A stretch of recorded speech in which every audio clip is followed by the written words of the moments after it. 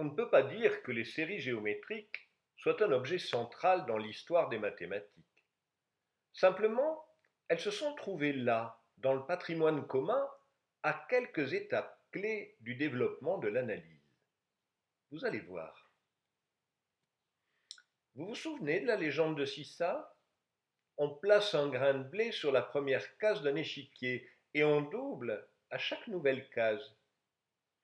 Il m'a fallu toute une histoire pour vous raconter les multiples formes de la fascination pour les progressions géométriques, de la Mésopotamie à l'Égypte, en passant par l'Inde et la Chine. Mais il ne s'agissait que de suites à raison entière. Les suites géométriques de raison non entière existent depuis aussi longtemps. Ceci est une des plus anciennes tablettes mathématiques connues. C'est probablement un brouillon d'apprenti scribe. Un héritage doit être réparti entre 7 frères, rangés par ordre de naissance, de l'aîné jusqu'au cadet. L'aîné reçoit un sixième de plus que le suivant, qui à son tour reçoit un sixième de plus que le suivant. Le plus jeune reçoit 2. Le montant total de l'héritage est écrit sur la première ligne. C'est la somme de 7 termes d'une série géométrique de raison 7 sixièmes. On ignore si la formule pour calculer la somme des termes d'une suite géométrique était connue des Mésopotamiens. Elle l'était, en tout cas, des Grecs.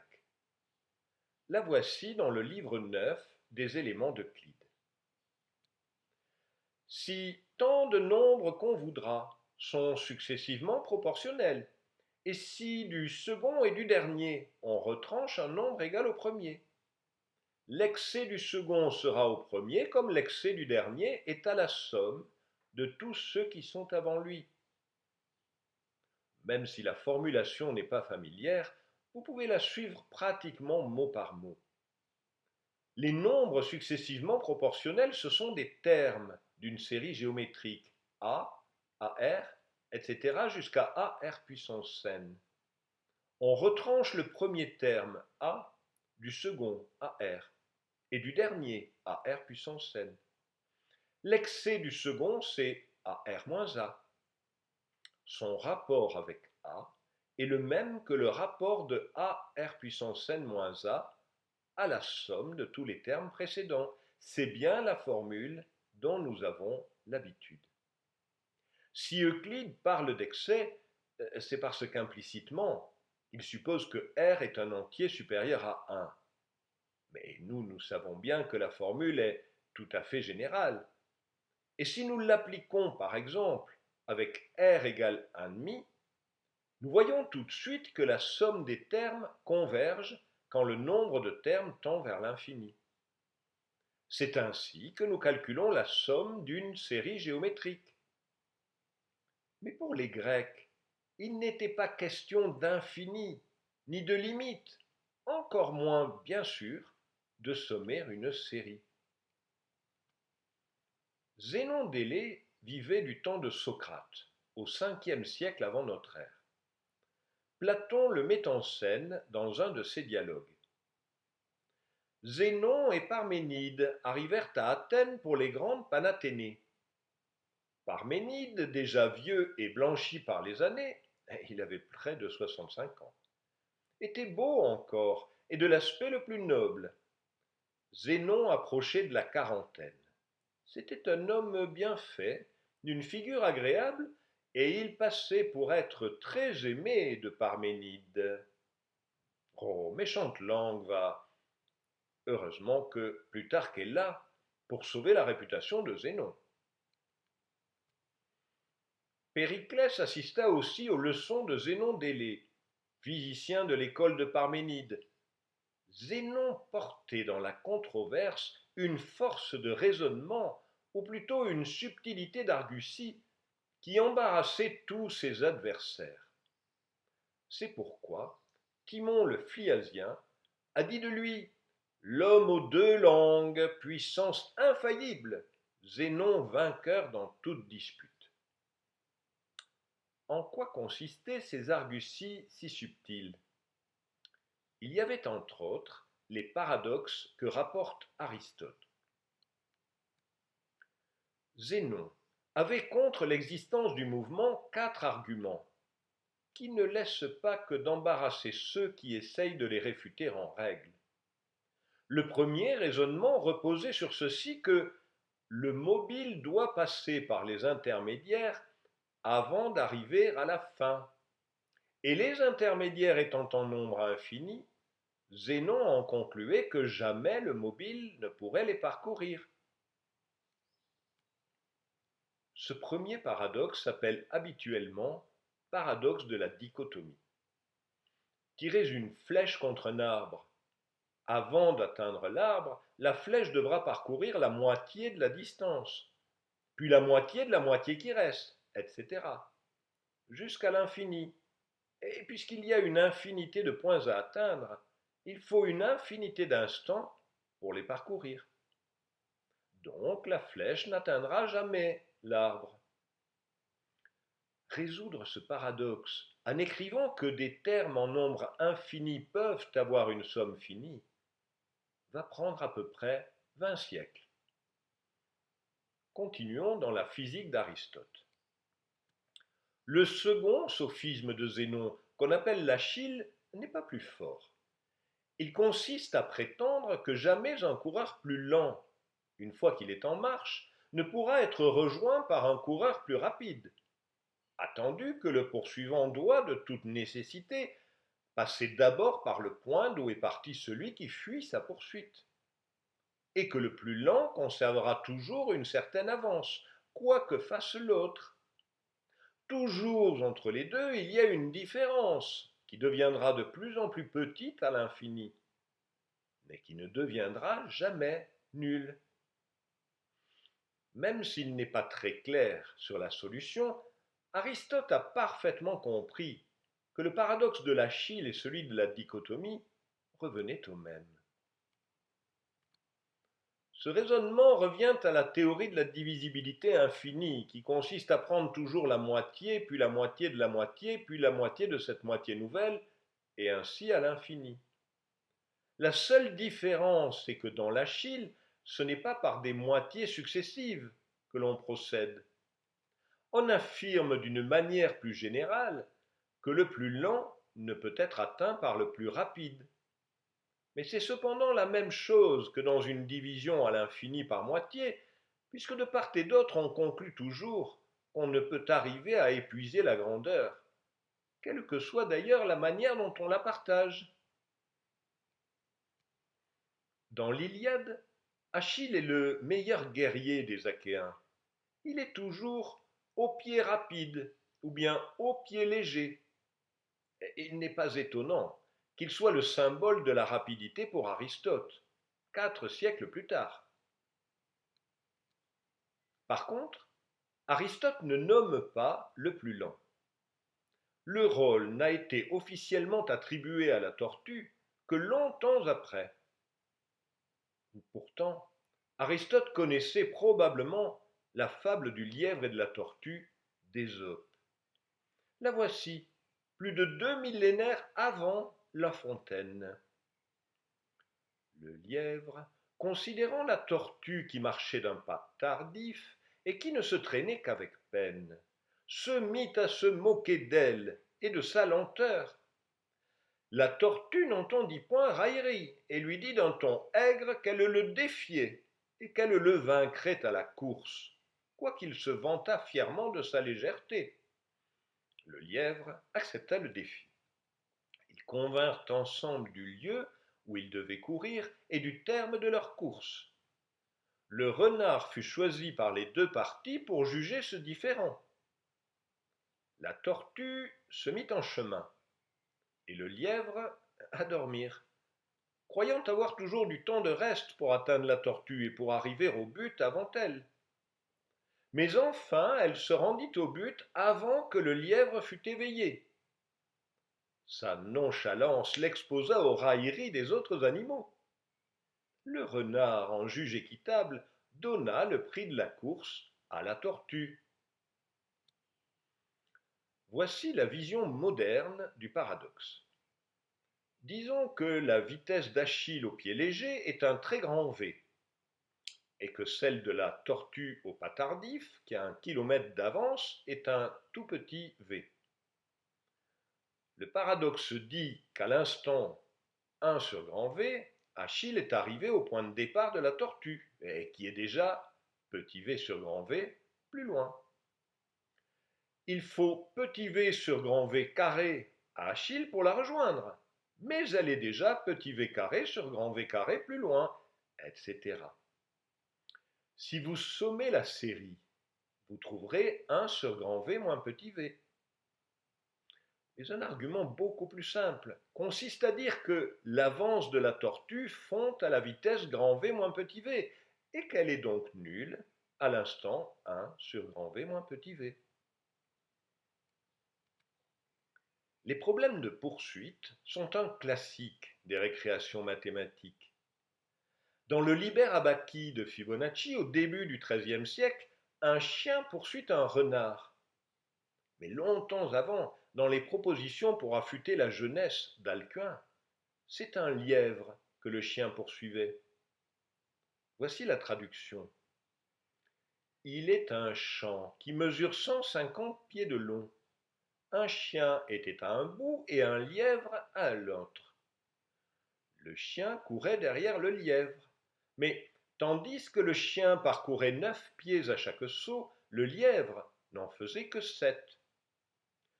Que dise celui qui veut, combien de pieds et combien de sauts fit le chien en poursuivant le lièvre jusqu'à ce qu'il l'attrape? Peut-être, à cause de la popularité des problèmes de poursuite, le paradoxe d'Achille a longtemps continué à fasciner. Le voici dans un magazine d'amateurs du siècle des Lumières. Supposez qu'une oie et une grenouille se lancent dans un pari. Disons que l'oie laisse à la grenouille 1 mile d'avance, et qu'elle soit supposée courir 10 fois plus vite que la grenouille. On demande, quand l'oie rattrapera-t-elle la grenouille? Je réponds que si les mathématiques sont bâties sur une fondation solide, l'oie ne rattrapera jamais la grenouille, ce que je prouve ainsi. Et l'auteur donne sa version actualisée du vieux paradoxe de Zénon. Le mois suivant, la réponse d'un autre lecteur arrive. Il explique sa solution avec une série infinie et ne semble pas en envisager d'autres. La raison ne peut pas rendre compte du trajet d'une heure autrement qu'en considérant qu'elle est faite d'une série infinie. Et enfin, quand quelque question que ce soit nous est proposée, qui soit dans nos capacités finies, alors les mathématiques, nobles, sûres, universellement utiles, offrent leur amicale et infaillible assistance pour nous guider vers une solution rationnelle. Ça vous dirait d'essayer l'amicale et infaillible assistance des mathématiques? Voici une version moderne du paradoxe.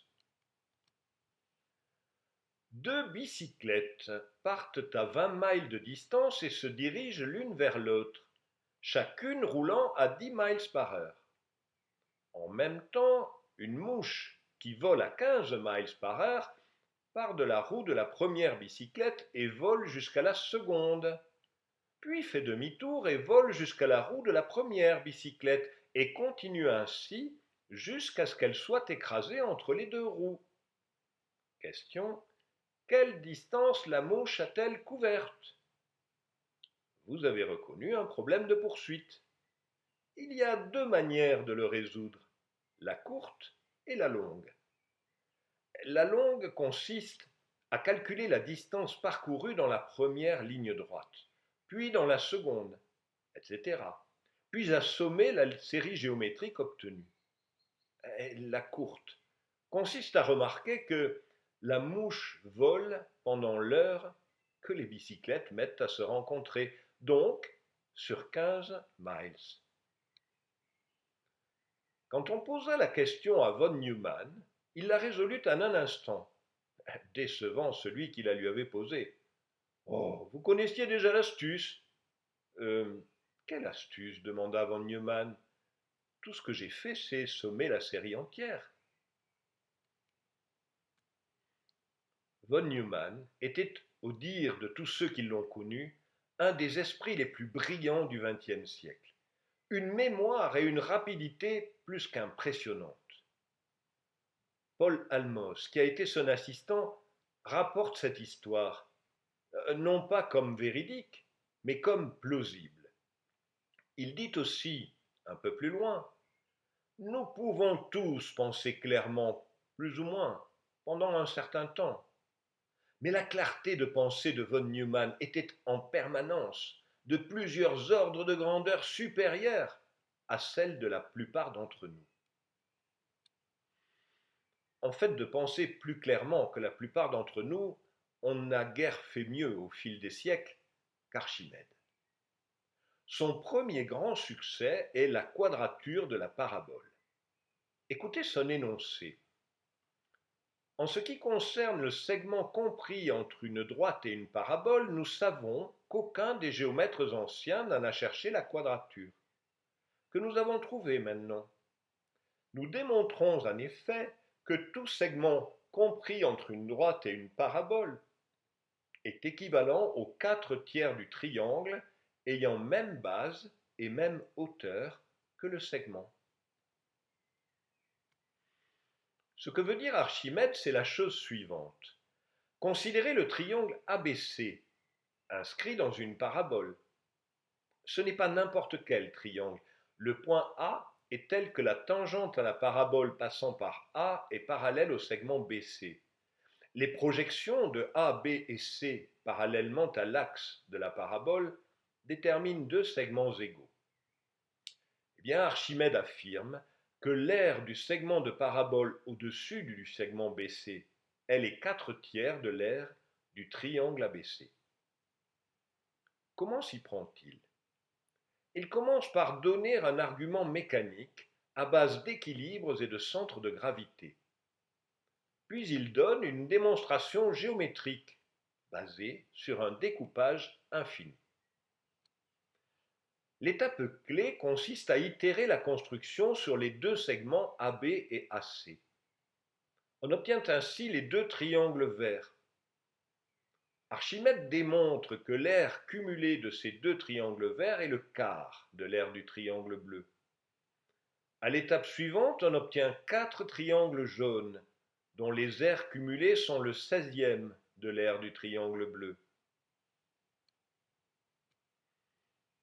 Le rapport cherché est la somme de la série géométrique de premier terme 1 et de raison 1/4, qui est bien 4/3. Mais pour Archimède, il n'était pas question de sommer une série infinie. Fidèle à la méthode d'exhaustion, il construit un encadrement, puis termine par une double démonstration par l'absurde, en montrant que le rapport ne peut pas être ni plus grand, ni plus petit que 4/3. Je vous raconte ailleurs comment au XIVe siècle, les calculateurs d'Oxford, en prolongeant la pensée d'Aristote sur le mouvement, avaient compris les rapports fonctionnels entre distance, vitesse et accélération. Leur réalisation la plus marquante est d'avoir trouvé que dans un mouvement uniformément accéléré, la distance parcourue est la même que si la vitesse avait été constante et égale à la moyenne des deux vitesses de départ et d'arrivée. C'est le théorème de Merton. Vous en voyez la justification dans un livre attribué à Swineshead, qui était le plus connu des calculateurs d'Oxford. Mais l'image est trompeuse, elle date de bien après Swineshead.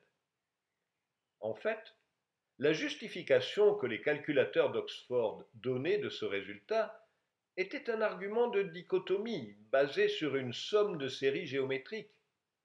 Ils disaient que si on doublait l'intervalle de temps d'un mouvement accéléré, la distance parcourue serait multipliée par 4, ou encore que la distance dans la seconde moitié serait le triple de la première. Il divisait ensuite l'intervalle de temps exactement comme dans le paradoxe de dichotomie. La moitié, puis la moitié de cette moitié, etc. Dans leurs expériences de pensée sur les mouvements et les vitesses variables, ils se sont posés aussi des problèmes plus compliqués. Voici l'énoncé correspondant à la figure que vous voyez. Si un point se meut à une vitesse constante durant la première moitié d'un intervalle de temps, durant le quart suivant de l'intervalle de temps à une vitesse double de la vitesse initiale, durant le huitième suivant à une vitesse triple, etc. jusqu'à l'infini. Alors la vitesse moyenne durant l'intervalle de temps total sera le double de la vitesse initiale. Voici quasiment la même figure accompagnée de l'écriture moderne. Il s'agit de la toute première somme de séries non géométriques de l'histoire. La somme est la surface de l'escalier coloré de gauche, que vous pouvez découper horizontalement, comme sur la figure, 1 plus 1 demi plus 1 quart, etc., ou bien verticalement, ce qui donne le problème initial, 1 demi plus 2 fois 1 quart plus 3 fois 1 huitième, etc. Réarranger les rectangles en deux couches fait apparaître la somme, égale à 2. Élégant, non?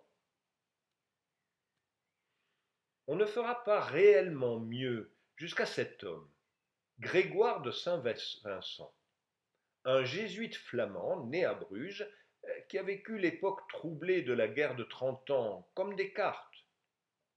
Son livre majeur s'intitule Œuvre géométrique sur les quadratures du cercle et des sections coniques. Il a été publié 10 ans après la géométrie de Descartes, mais les résultats datent probablement des années 1620. C'est un travail gigantesque, plus de 1200 pages avec des milliers d'illustrations et de propositions. Il réalise un trait d'union entre les méthodes de quadrature d'Archimède et le calcul intégral qui n'arrivera qu'à la fin du siècle. En apparence, il reste fidèle à la méthode d'exhaustion avec double démonstration par l'absurde. C'est d'ailleurs de ce livre que vient la dénomination méthode d'exhaustion. Le problème est l'ambition affichée dans le titre et dans ce frontispice ronflant. Vous voyez un rayon de lumière passer à travers un cadre carré pour s'arrondir à droite. La quadrature du cercle, rien de moins. Évidemment, les contemporains n'ont pas manqué de critiquer.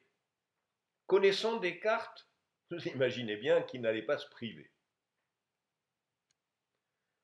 Je ne vous renvoie pas encore vos livres, parce que je n'ai pas eu le temps de les lire, mais j'en ai assez vu pour remarquer un paralogisme dans la quadrature du cercle prétendu, et je n'ai encore rien rencontré dans tout ce gros livre, sinon des propositions si simples et si faciles, que l'auteur me semble avoir mérité plus de blâme d'avoir employé son temps à les écrire, que de gloire de les avoir inventées. La postérité a été moins sévère. Montucla, qui n'épargne pourtant pas les quadrateurs ordinaires, fait une exception pour Grégoire de Saint-Vincent. La quadrature du cercle qu'il manqua fut pour lui l'occasion d'un grand nombre de découvertes, dont quelques-unes n'étaient pas en apparence d'une difficulté fort inférieure à la quadrature elle-même. On dirait que Montucla paraphrase Leibniz, qui avait écrit si Grégoire de Saint-Vincent n'a pas résolu entièrement les quadratures du cercle et de l'hyperbole, il n'en reste pas moins qu'il a livré beaucoup de résultats remarquables. Le livre de Grégoire de Saint-Vincent est un de ces exemples où les recherches sur la quadrature du cercle ont servi de moteur à l'analyse tout entière. La seconde partie du livre porte entièrement sur les progressions géométriques. On y trouve en particulier cette définition troisième. Le terme d'une progression est à la fin des séries à laquelle aucune progression ne peut aboutir, s'il est permis de la poursuivre à l'infini, mais à laquelle on peut accéder plus près que n'importe quel intervalle donné. Et ça, c'est tout simplement la première définition de limite de l'histoire.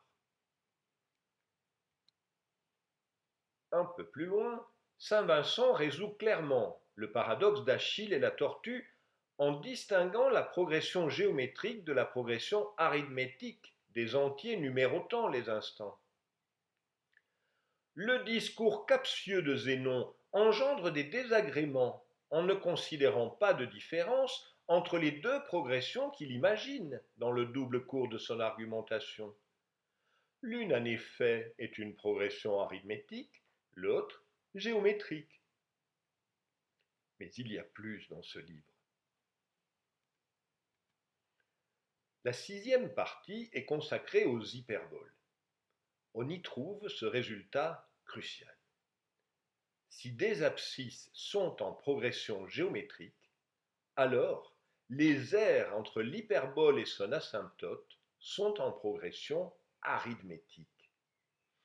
Concrètement, vous le voyez sur la figure, saint Vincent prend sur l'asymptote des points G, H, I, K, tels que les distances à A soient en progression géométrique. Il démontre alors que les aires des quadrilatères G, H, D, E, H, I, E, L, etc. sont égales. Saint Vincent manque de peu d'affirmer que l'aire sous un segment d'hyperbole est le logarithme d'un rapport d'abscisse, c'est-à-dire pour nous qu'une primitive de 1 sur x est log de x. Mais à l'époque où il écrit cela, les logarithmes sont encore d'invention récente et assez peu répandus. 2 ans plus tard, un des élèves de saint Vincent, jésuite également, publie cette solution au problème proposé par le père Mersenne. C'est une réponse aux critiques que les quadratures de saint Vincent avaient suscitées, non seulement de la part de Mersenne et Descartes, mais aussi Huygens et Roberval. Vous le voyez sur le sous-titre, Sarassa résout le problème consistant à construire géométriquement le logarithme d'une quantité connaissant celui de 2 autres. La solution passe par une hyperbole et l'identification d'une surface entre la courbe et l'asymptote avec un rapport de logarithme. C'est bien la toute première primitive de l'histoire. Et même si ce n'est pas lui qui l'a publié, il est probable que Grégoire de Saint-Vincent en était conscient. Le demi-siècle suivant verra le triomphe des séries infinies, avec Newton, Leibniz et les frères Bernoulli. Outils de calcul numérique ou bien de résolution des équations différentielles, les séries sont partout. Au début du XVIIIe siècle, une autre application plus marginale commence à se développer, les probabilités et les jeux de hasard. Le livre fondateur de la discipline est L'art de conjecturer de Jacob Bernoulli, publié à titre posthume en 1713. Voyez la page de titre. On y a ajouté un traité sur les séries infinies. Bien sûr, dans ce traité sur les séries infinies, on retrouve les séries géométriques. Regardez les 2 premières lignes. La somme de la progression géométrique commençant à L sur M de raison N sur M est L sur M-N. Quand Bernoulli écrit cela, il est implicite que le dénominateur est positif, donc que M est supérieur à N. Regardez ensuite la proposition 37 qui suit. Elle demande de résoudre en la série infinie d'une progression géométrique la fraction L sur M plus N. Le résultat est une série géométrique avec des signes alternés, pourvu que M soit strictement supérieur à N, dit-il. C'est la première fois dans l'histoire que l'on se préoccupe de donner une condition pour la convergence d'une série. Il faudra encore un bon siècle pour en arriver à une formulation rigoureuse. Bernoulli termine son traité par un magnifique poème qui résume à lui tout seul le paradoxe des séries infinies dont la somme est finie. De même que la série qui est non limitée, une petite somme la renferme entièrement, et de même que de la limite est présente dans ce qui n'a aucune limite, ainsi des traces de l'infini divin sont attachées à un corps mesurable, et la limite est absente de ce qui est étroitement limité. Reconnaître dans l'infini le petit, quelle volupté! Et quelle volupté de reconnaître dans le petit Dieu infini. Et voilà, Achille a fini par rattraper Jacob Bernoulli. Je vais vous dire, ce n'est pas étonnant. Pour excuser les nombreux retards dans sa correspondance et ses publications, Bernoulli avouait, je le cite, une lenteur innée à écrire et une paresse peu ordinaire. Von Neumann dans le rôle d'Achille, Jacob Bernoulli dans celui de la tortue. Vous imaginez le paradoxe?